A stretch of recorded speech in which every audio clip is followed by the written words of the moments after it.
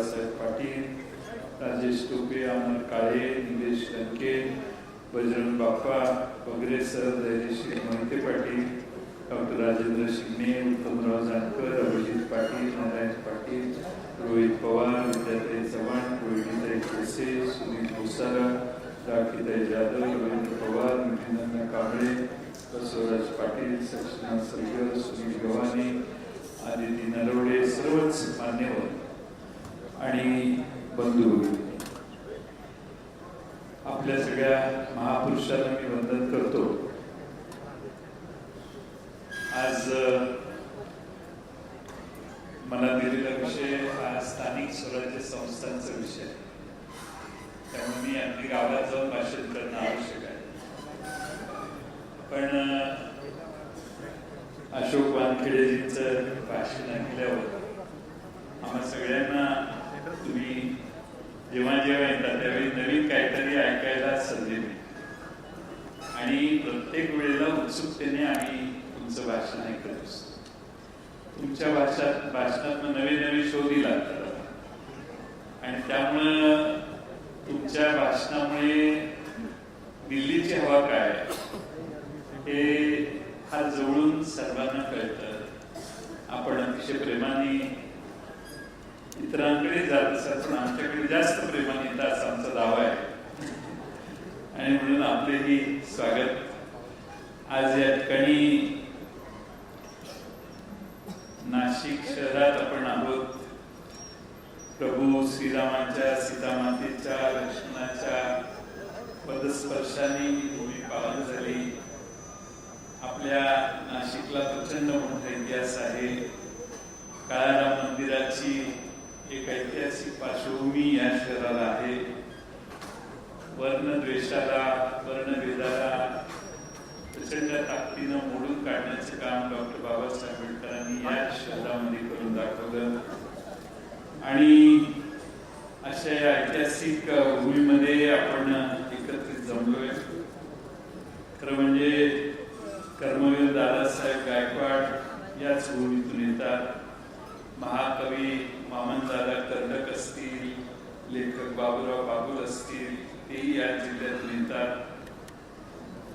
अलीकडे सरकार सगळ्यांची स्मारक करतं. माझी सरकारला सूचना आहे, सरकार इथं नाही आहे मला माहिती आहे पण ऐकेल सरकार, वामनदादा कर्डक आणि बाबूराव बागुल यांचं स्मारक या शहरात. आणि काळाराम मंदिराचा जो सत्याग्रह झाला तिथे एक छोटीशी पार्टी आहे. डॉक्टर बाबासाहेब आंबेडकरांनी हा सत्याग्रह केला. माझं म्हणणं हा सत्याग्रह समाज परिवर्तनाचं सगळ्यात मोठं पाऊल महाराष्ट्रात आणि देशात. त्याचं एक स्वतंत्र स्मारक या शहरात करण्याचं काम हे एका कौन्सिलेने होणार नाही पण एक मोठं स्मारक त्या परिवर्तन चळवळीची सुरुवात म्हणून या शहरात व्हावं अशी अपेक्षा बाळगतो. खरं म्हणजे आता नव्यानं निवडणुका येणार आणि नव्यानं निवडणुका आलेल्या असताना आमच्या मागची पार्श्वभूमी जी आहे ती लोकसभेचं प्रचंड मोठं यश. 10 जागांपैकी 9 जागा निवडून आल्या असं मी आधी समजतो, कारण शशिकांत शिंदेजी आमचे फारच कमी मताने पराभूत झाले. ही वोट चोरीचं प्रकरण नसतं तर शशिकांत शिंदे 20-25 हजार मतांनी निवडून आले. त्यामुळं 10 जागा लोकसभेला उभ्या केल्या, 8 जागा पूर्ण निवडून आल्या, 9वी जागा फार काठावर 2-3 हजाराच्या फरकानं आमची पराभूत झाली. आणि भारतामध्ये एवढा चांगला परफॉर्मन्स दुसऱ्या कुठल्या पक्षाने दाखवला नाही. त्यानंतर आल्या विधानसभेच्या निवडणुका.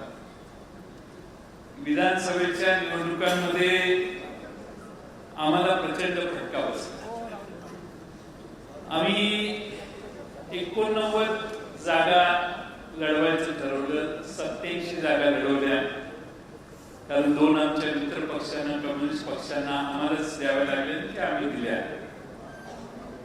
आपण जर बारकाईनं बघितलं तर जागा वाटपापासून, उमेदवार निवडण्यापासून, संवाद लोकांशी करण्यापासून, ग्राउंडचा रिपोर्ट काय आहे तो उमेदवाराला 2 दिवसाने लगेच सांगण्यापर्यंत, शेवटच्या क्षणापर्यंत 87 उमेदवारांना पक्षाच्या कार्यालयातून मदत करण्याचं काम आम्ही करतो.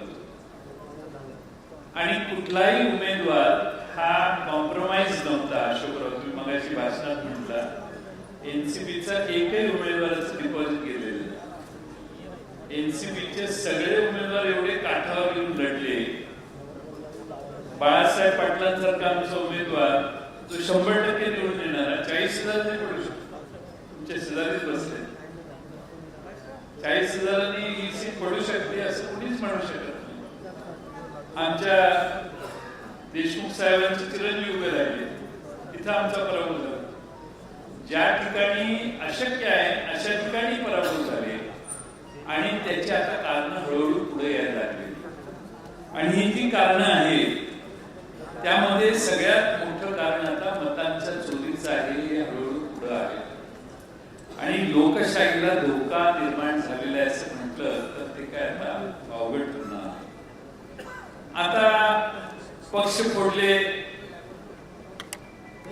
काही पक्ष चोरले, तेवढ्यावर समाधान झालं नाही म्हणून आता मतचोरी देखील होते अशी नवीन माहिती देशामध्ये आता पुढे. आता मोदी साहेबांचा वाढदिवस 17 तारखेला आहे. मला मगाशीच कोणीतरी सांगत होतं की हायड्रोजन बॉम्ब पण 17 तारखेलाच त्यांना भेट म्हणून दिला जातो. त्यामुळे 17 सप्टेंबरला वाढदिवसाच्या दिवशी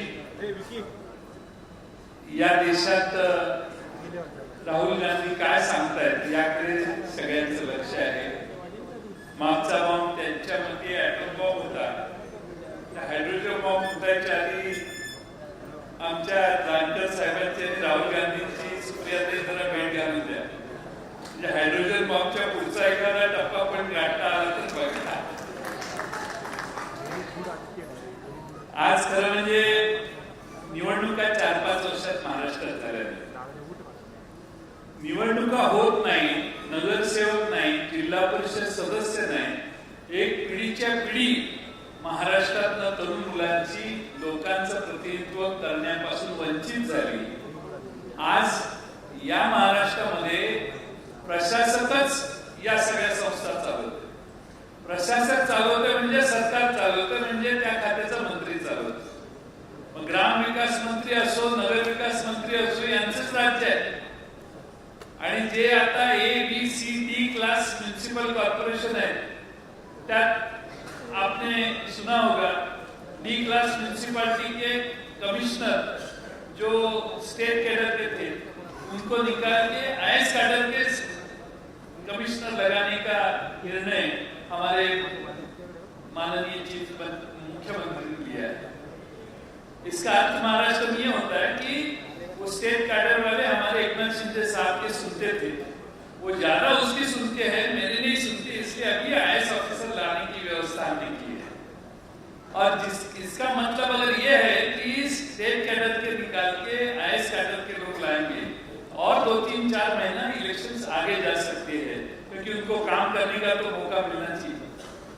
और इसीलिए हमें मालूम नहीं कब इलेक्शन होने वाले. बिहार के इलेक्शन कब होंगे, उस चुनाव के रिजल्ट क्या आएंगे, वो अगर नतीजे उनके खिलाफ गए और 2-4 महीने इलेक्शन आगे भी जा सकती है.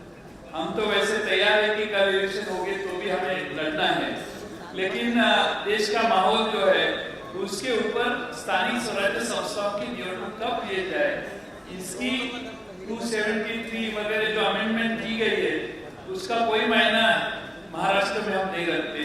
घटना का हमारे महाराष्ट्र का कोई संबंध नहीं. ये जाते जाते सुन के जाए.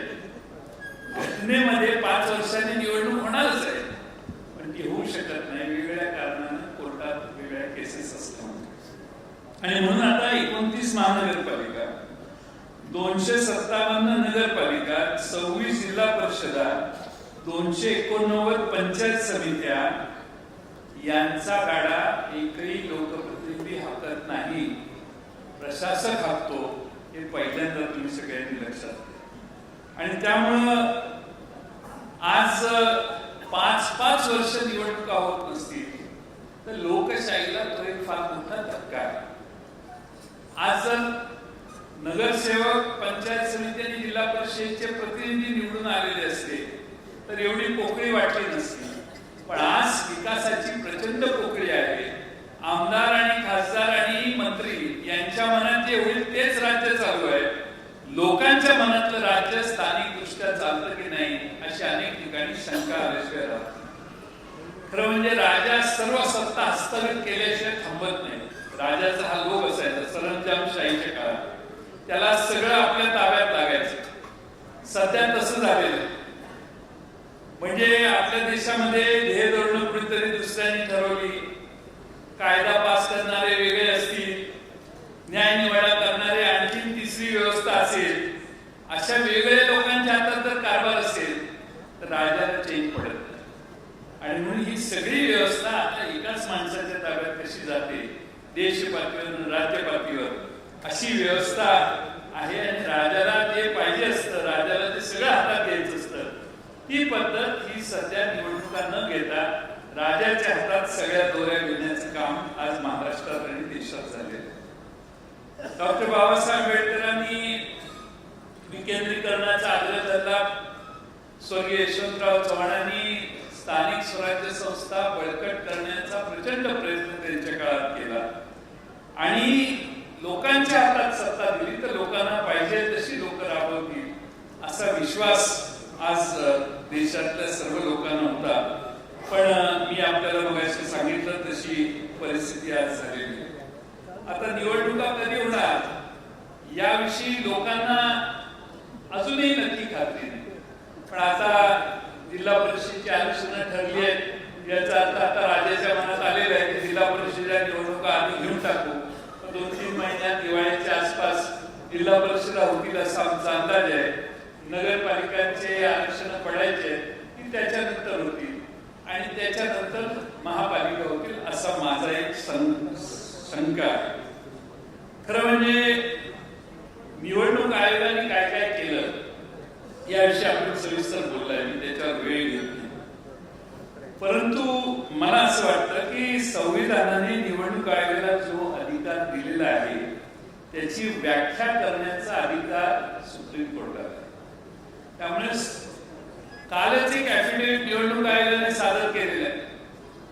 निवडणूक आयोगाने सुप्रीम कोर्टात असं सांगितलेलं आहे की आम्हाला स्पेशल ड्राईव्ह जो मतदार यादीचा घ्यायचा आहे तो घेण्याचा ड्राईव्ह आमचा अधिकार आहे. आमच्या कामात तुम्ही पण इंटरफिअर करू नका. एवढं धाडस निवडणूक आयोगाचं झालेलं आहे. सुप्रीम कोर्टाला देखील निवडणूक आयोगाने सांगितलेलं आहे आम्हाला काही विचारू नका, तुमचा अधिकार तो नाही. निवडणूक आयोग निवडणूक कशा करायच्या हे आम्हालाच माहिती आहे आणि आम्हीच ते करणार आहे. आज जर एवढी मोठी ताकद निवडणूक आयोगाचं धाडस होत असेल तर त्या निवडणूक आयोगाच्या मागे कोणीतरी असेल म्हणूनच एवढं धाडस होत असेल. शेजारीच्या निवडणूक आयोगाला बांगलादेशमध्ये काय केलं त्या निवडणूक आयोगाच्या प्रमुखाचं हे तुम्हाला माहिती आहे. तरी भारतात निवडणूक आयोगाच्या प्रमुखाची एवढी धाडस होतं म्हटलं त्याच्या मागे कोणीतरी आहे, तू माझा ऍफिडेव्हिट देतो, देखते काय करते असा त्याचा सल्ला त्याला वरून आलेला दिसतोय असा माझा अंदाज आहे. आणि म्हणून खरं म्हणजे कुणाच्या ताकदीवर हा खेळ चालू आहे. आणि निवडणूक आयोग जर आज देशाच्या सुप्रीम कोर्टाला वेगळी भाषा वापरत असेल तर मला वाटतं खऱ्या अर्थानं आपली लोकशाही धोक्यात आली आहे असं म्हटलं तर वावड ठरणार. आता काय असतं सगळीकडे टीव्हीवर बघितलं तर इकडं पाणी साठले, तिकडं खड्डे पडले, तिकडं गटाराचं पाणी बाहेर आलं, तिकडं गटाराच्या पाण्यात असं झालं तसं झालं आणि लोकांचे प्रतिनिधीच नाही. आणि म्हणून आम्ही नगरसेवकाच्याकडे पूर्वी नगरसेवक असेल तर आता काय झाले शहरात तर नगरसेवक स्वखर्चानेच सेवा करतात. आता नगरसेवक सांगायला लागले की आमची सत्ता नाही, आम्ही काय करू. त्यामुळे आता सगळे आकडता हात घेत आहेत. आणि निवडणुका कधी होणार, आता दिवाळीच्या आधी होणार नसतील तर यावेळी लोकांची दिवाळी कधी जाणार नाही. दिवाळीच्या नंतर 2 महिन्यात निवडणुका झाली तर लोकांचा तोटा आहे. दिवाळीच्या दरम्यान निवडणुका झाल्या तर लोकांचा फायदा आहे. मी काही वेगळं सांगायची गरज नाही. आणि त्यामुळं लोकांची दिवाळी कशी जाणार आणि सगळे बलदंड लोक महाराष्ट्रात आहेत.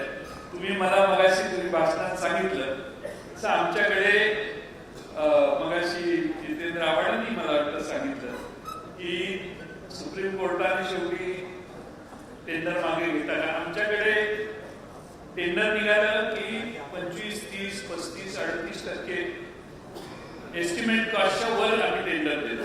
30%च्या आधी खाली आलं तर आम्हाला ते चालत नाही.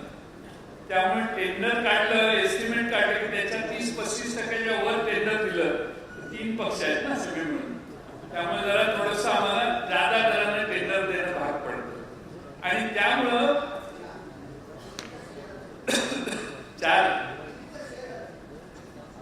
ते तर आहेच.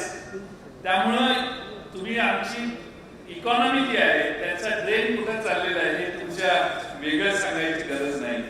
आणि म्हणून मला असं वाटतं की या सगळ्या स्थानिक प्रश्नांमध्ये फार प्रचंड मोठे प्रश्न तयार झालेले आहेत. मुंबई महापालिकेचं जर उदाहरण मी तुम्हाला सांगायचं असेल तर आम्ही 31 मार्च 22ला आमच्या मुदत ठेवी 91,690 कोटीच्या होत्या. फेब्रुवारी 25ला आम्ही 81,774 कोटीवर आलो. म्हणजे 2.5 वर्षात 11,000 कोटीच्या मुदत ठेवी मोडीत काढल्या. बँकांमध्ये 81,774 कोटी आहेत.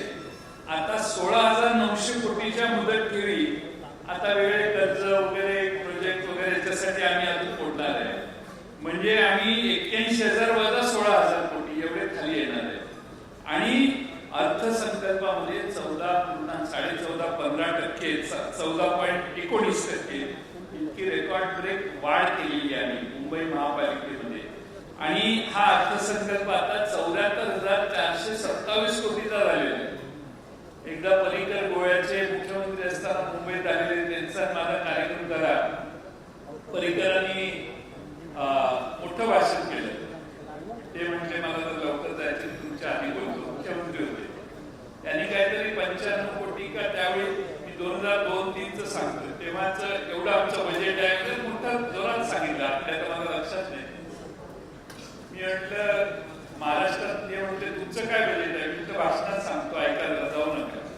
मी त्यांना महाराष्ट्राचं बजेट सांगितलं आणि महाराष्ट्राचं सोडून द्या म्हटलं. मुंबईचं बजेट एवढं आहे की गोव्यासारखी 5 राज्य 10 राज्य जरी केली तरी मुंबईला प्रचंड मोठा रेव्हेन्यू आहे, मोठा खर्च आहे. पण आज त्या मुंबईची अवस्था काय आहे. आज मुंबईची अवस्था एवढी दुरावस्था झालेली आहे की एवढा पैसा खर्च झाला इन्फ्रास्ट्रक्चर. ठाण्याची काय अवस्था आहे. ठाण्यातून भिवंडीकडे यायला रेल्वेनं मी सकाळी आलो. 6ला निघालेली रेल्वे, 6:20ला निघालेली रेल्वे 9:30ला 9:15 वाजता येते ऑफिशियली. पण गाडीनं आलो असतो तर 5 तास लागले. कारण ठाण्याच्या घोडबंदर रोड पासून भिवंडीपर्यंत एवढं ट्रॅफिक जाम आहे. आता एवढे पैसे जर आम्ही ठाणे महापालिकेत 2 तास जास्त जातात, एवढे पैसे महापालिकेत विदर्भातून त्या समृद्धी मार्गावरून माणूस आला की भिवंडीला 4 तास लागतो.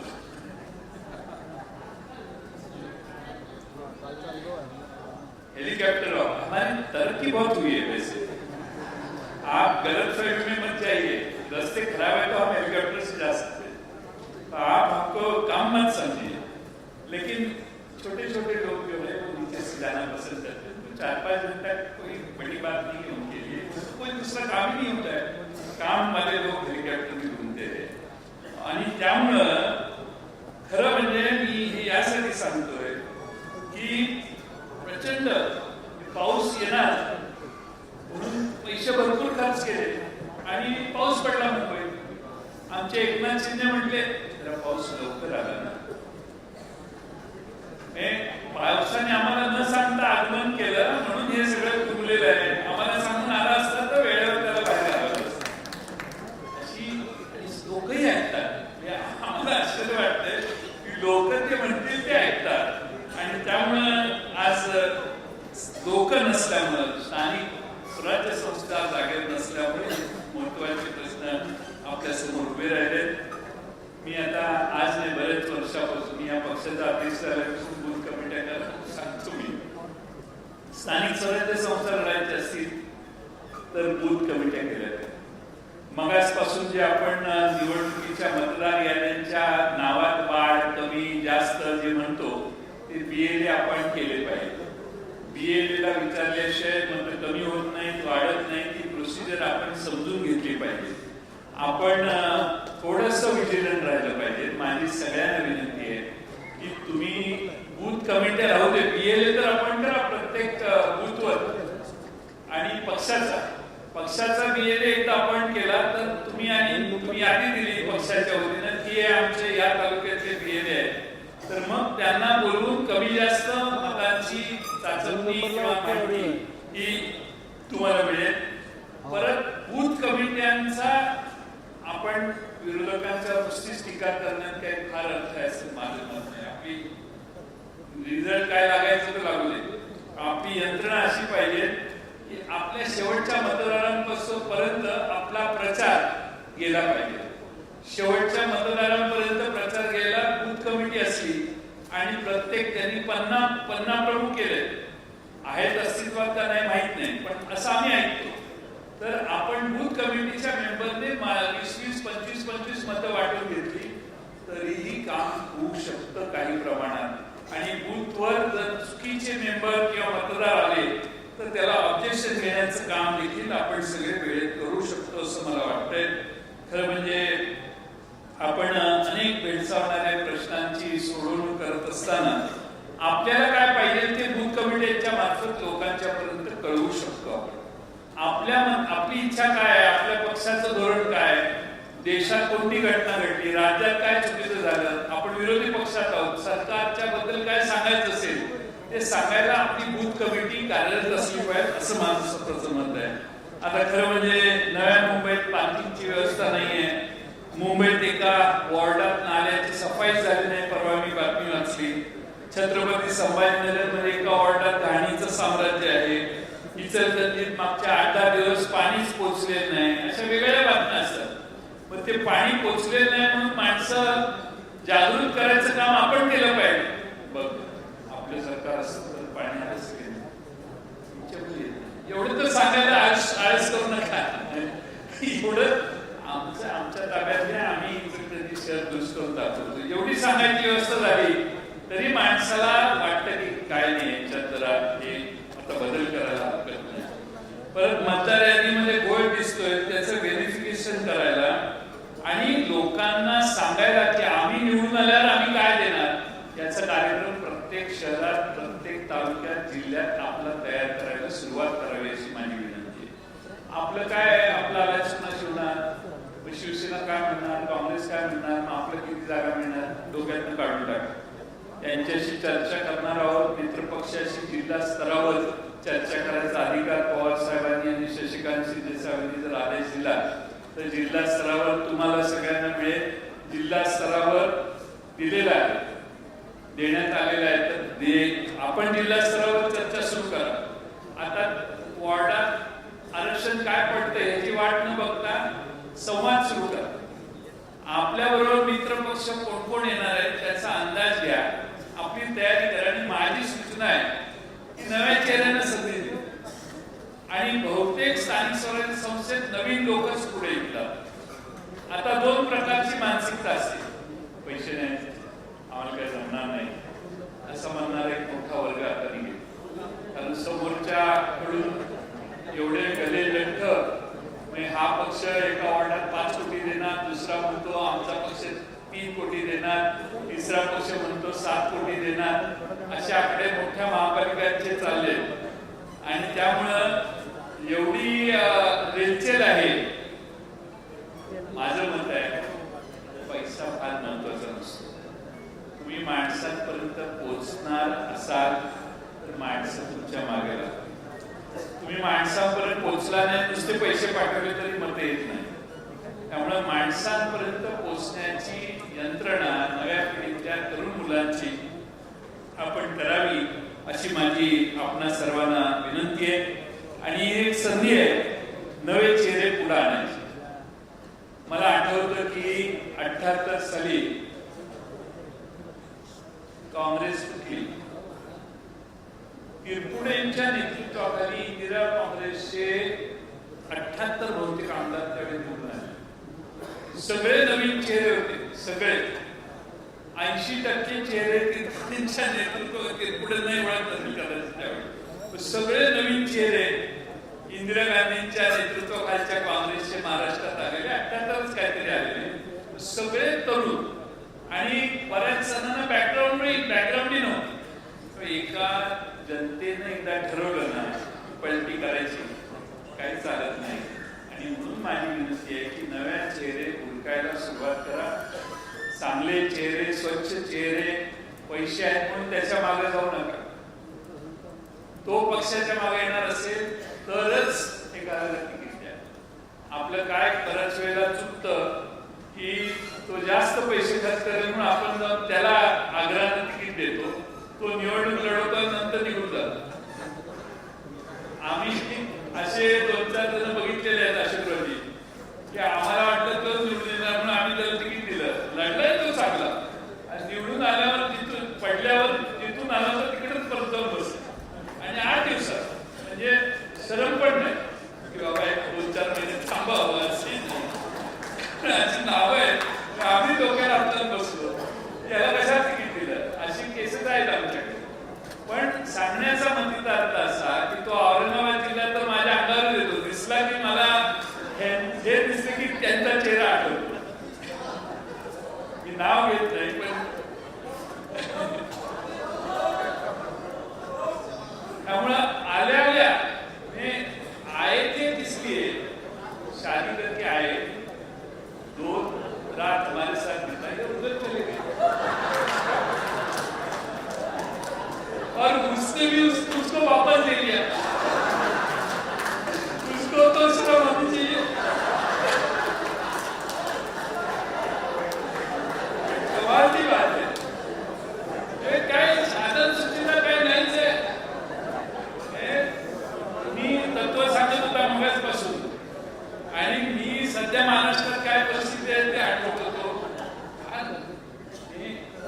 आता त्याला गिरणे राजनीति कितने स्तर पे गिरी है असंही म्हणता येत. हा प्रॉब्लेम झाला.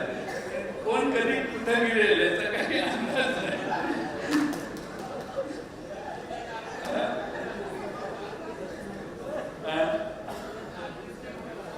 हो पण नवे चेहरे दिले तर काय होतं.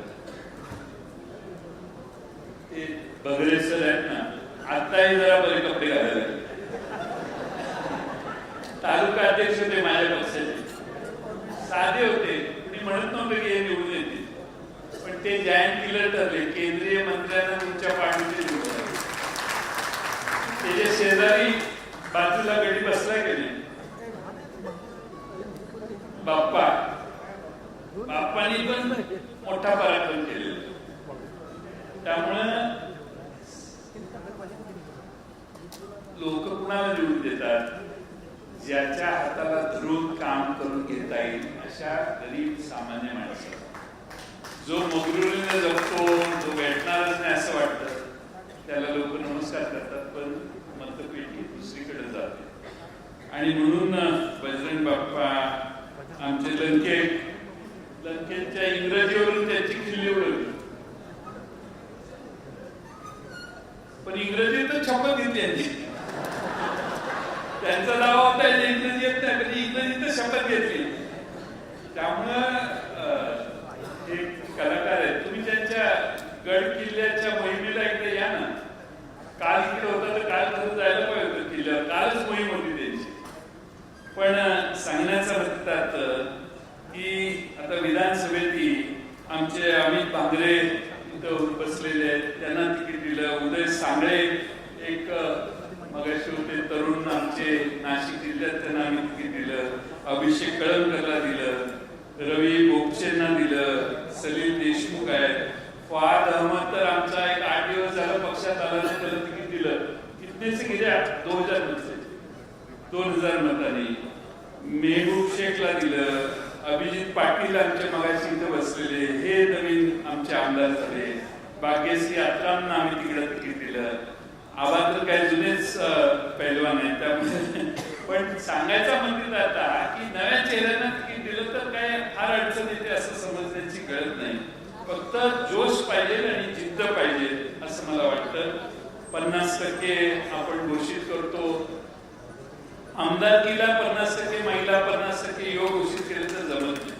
पण नगरपालिकेला काय विधानसभेला हे जमू शकतं असं मला वाटतंय. त्यामुळे शशिकांत शिंदे साहेबांना आमची सूचना आहे की तरुणांना जास्त प्रायोरिटी द्यायचं काम आपण सगळ्यांनी करावं अशी विनंती करतो. जिल्हा परिषदा, पंचायत समित्या आणि महानगरपालिकेला आपण हे नक्की कराल असा विश्वास आहे.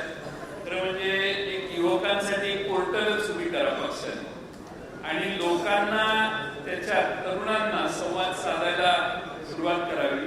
त्याच्यावरून कार्यशाळा आपल्याला घेता येते आणि ज्यांना निवडणुकीला उभं राहायचंय ते सगळे आपल्या बरोबर एनरोल होतील आणि त्या पोर्टलचं नाव किंवा ते विद्यापीठच होईल.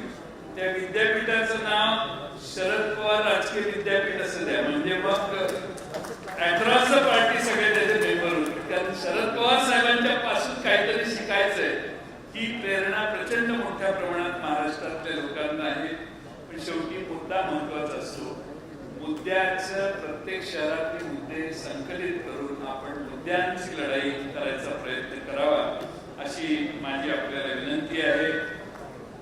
नरेटिव्ह सेट करायला काहीतरी आपण चळवळ केली पाहिजे. अजूनही वेळ गेला नाही, 3 महिने 4 महिने. नगरपालिका, जिल्हा परिषद यासाठी आपण मोर्चे काढले पाहिजे. मध्ये चरण वाघमारेंनी एक त्यांच्याकडे 4-5 हजार लोकांचा भर पावसात मोर्चा काढला. लोकांना मेसेज जातो. आपण म्हणतो कोण काय बघतो, पण लोक नेहमी बघत असतात कोणाचं काय चाललेलं आहे. आणि म्हणून आपण किती प्रतिकूल परिस्थिती असली तरी लोकांना घेऊन काम करायचा प्रयत्न करावा अशी माझी आपणा सगळ्यांना विनंती आहे. खरं म्हणजे मी ज्या भागात येतो ते नाना पाटलांचा भाग आहे आणि त्यांनी पत्री सरकार म्हणून एक पत्र सरकार काढले. तसं ते प्रति सरकार टाईपच होतं, कारण त्यांचंच चालायचं त्या 150-200 गावामध्ये. तसं आपण प्रति सभागृह प्रत्येक शहरात करायला पाहिजे. प्रत्येक शहरात निवडून येणाऱ्या लोकांना उभं राहायचं, त्यांची सभा घ्यायची आणि त्यांनीच प्रश्न विचारायचे आणि त्यांनीच उत्तरं द्यायची. असं काहीतरी एक्सरसाइज जर केला तर लोक बघायला येतील की शहरात कोणत्या कोणत्या प्रश्नांची चर्चा होऊ शकते आणि तो प्रयत्न आपण सगळ्यांनी करावा अशी माझी विनंती आहे. खरं म्हणजे गट तट विसरून आपण सगळे निश्चितपणानं चांगलं काम कराल असा विश्वास आहे. सोशल मीडिया हा फार इफेक्टिव्हली वापरा, पण सोशल मीडिया वापरला की आपलं काम संपलं असं समजू नका. सोशल मीडिया हा पण फिजिकली माणसांना जाऊन भेटणं हे आपल्याला नेहमीच करावं लागतं, हे कधी विसरू नका. पण एक जाता जाता सांगतो, लोकांच्या प्रचंड असंतोष आहे. असं समजू नका की लोक सगळी तिकडे गेलेली आहे. लोक मतदानाचं काम करतात तर त्यानंतर ओपिनियन त्यांचा सतत बदलू शकतो आणि म्हणून निवडणुकीच्या वेळी इतक्या योजना जाहीर केल्या, एवढी महामंडळ जाहीर केली, निधीची तरतूद करतो म्हणून सांगितलं, त्याचं काही बरंच झालेलं नाही. आणि त्यामुळं जनतेला जे सांगितलेलं आहे त्यातली बरीच कामं न झाल्यामुळे लोक असंतुष्ट आहेत. 1500चे 2100 रुपये लाडक्या बहिणींना करायचं राहिलं, 1500चे आता कमी केलेले आहेत आणि 26 लाख महिलांची पेन्शन बंद झालेली आहे 1500 रुपये. त्या 26 लाख महिला प्रत्येक तालुक्यात 50-100 असतील का नाही, त्यांना घेऊन तरी मोर्चे काढले तरी एक सिंबॉलिक होईल आणि त्यासाठी देखील आपण जागरूकतेने काम करावं अशी माझी विनंती आहे. आपण शेतकऱ्यांचा सातबारा कोरा कोरा कोरा करणारे हे केंद्र राज्यातले तिन्ही नेते तिघांनी आश्वासन दिलेली. शेतकऱ्यांच्या कर्जमाफीबद्दल सतत आग्रही राहिलं तर जिल्हा परिषदेला निश्चितपणाने लोकजागृती होईल असा माझा विश्वास आहे. आणि म्हणून माझं आपल्या सगळ्यांना विनंती आहे की आपण या संदर्भात जागृत राहा. ऑपरेशन सिंदूर बद्दल ताई मगाशी बोललेले आहेत, पण माझं थोडंसं मत आहे, लड़ाई झाली, अशोक वानखेड़े जी एक सवाल का जवाब देते, हम जीते या हारे? लड़ाई हो गई, पहलगाम के बाद लड़ाई हुई, तो हम जीते या हारे?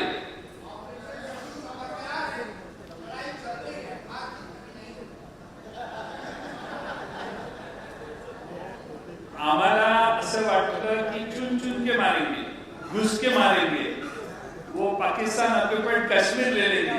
ये तीनों चीजें होने की बहुत आवश्यकता थी और इस देश का जो नौजवान है वो बहुत आपके ऊपर गुस्से में है कि दिल्ली के लोगों ने लड़ाई पूरी की नहीं और वो राष्ट्रपति ट्रंप जो है उसका क्यों सुनते हो आप लोग?